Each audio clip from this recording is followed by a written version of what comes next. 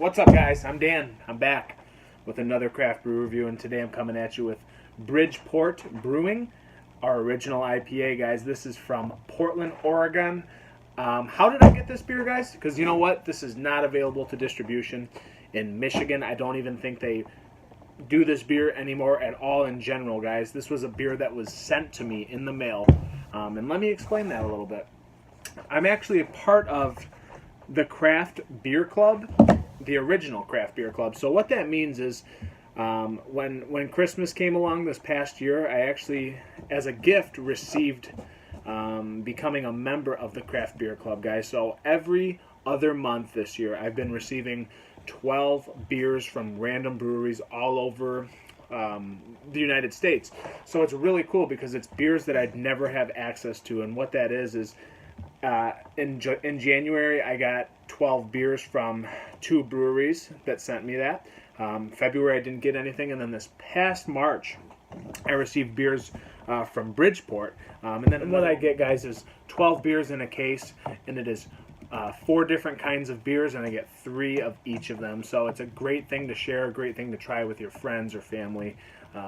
Get that opportunity to try beers you've never had before, guys. I will put a picture right here of what it is and where you could find these, guys. I think it's a really, really cool thing to do if you like trying out new beers that you might never get your hands on. So let's look no further. Let's before I crack this open, let's look on the back. It says, over 20 years ago, our original IPA set the standard for an American brewed IPA by using only the freshest Pacific Northwest ingredients available. That tradition continues today. We blend 5 hop varieties grown locally in Willamette Valley to create a signature floral and citrus aroma. Be conditioned to perfection, BridgePort IPA is exceptionally balanced with a soft, round body and robust character. So, guys, this is probably going to be a very, very old school beer. Something that wasn't flashy. It probably might. It was maybe at one time, but no longer would be to our changed and adapted palates, guys. So this is 5.5% and 50 IBUs, guys. So let's go for a little pour. So what we have, nice golden yellow, big foamy head, 2 fingers of head, guys. Almost like a burnt orange quality in it, maybe a little amber. Looks like a solid, good-looking beer. Solid IPA, big foamy bubbling going on in that head there. Very, very impressive. Looks really nice in the glass, guys. It's an attractive beer for sure. So let's go to an aroma for this old school IPA. Definitely heavy on the malt presence. Citrus is just barely lying underneath, guys. It smells like almost like a dogfish head in a way. Just very, very malty, old school West Coast IPA. Yeah, super malty, guys. It's incredible how much malt's in there. Maybe a dash of orange, dash of floral. That's what I'm getting, guys, after I swirl it around vigorously. Yeah, very malty, dash of orange, some floral in there, guys. Let's go for a cheers. Cheers, Portland, Oregon. Let's go for this one from your region.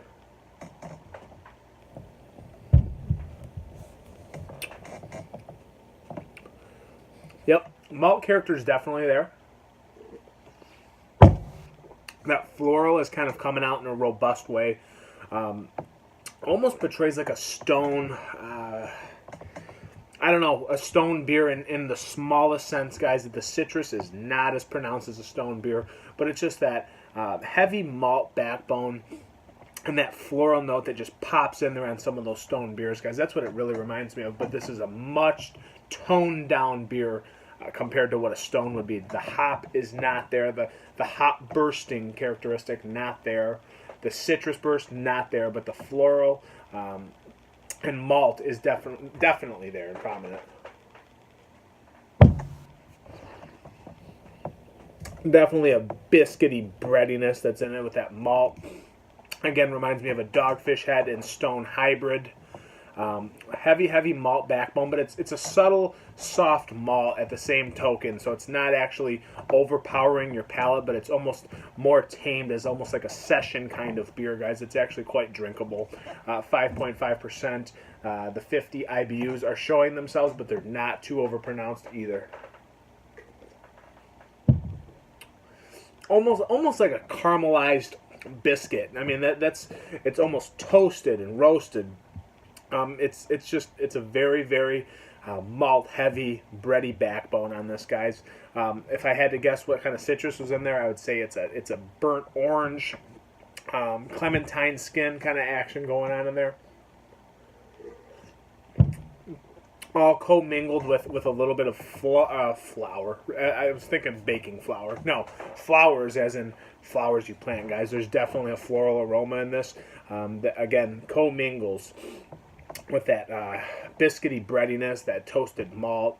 Definitely a caramel component in here, but again, a little bit of that burnt orange, kind of that clementine skin, all tied into one beer, guys. That makes actually for a quite drinkable beer.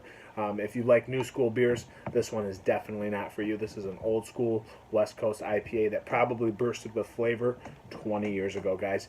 Is it good? Yes. Is it the best IPA I've ever had? No, and that's because the game has changed so much in the past years, guys. It's too over the top now, so this could never have competed. But if you're looking for a solid old school West Coast IPA that's toned down, not too flashy or crazy, this one you wouldn't mind. So as for a rating and respect factor, I'm going to go for a respectable 3.7 out of 5, guys, just because I do respect the craft of this, and there's probably a lot of work that went into creating this. They're one of the originators of a solid IPA like this would be, guys, 20 years ago plus. So I do not think this is made anymore.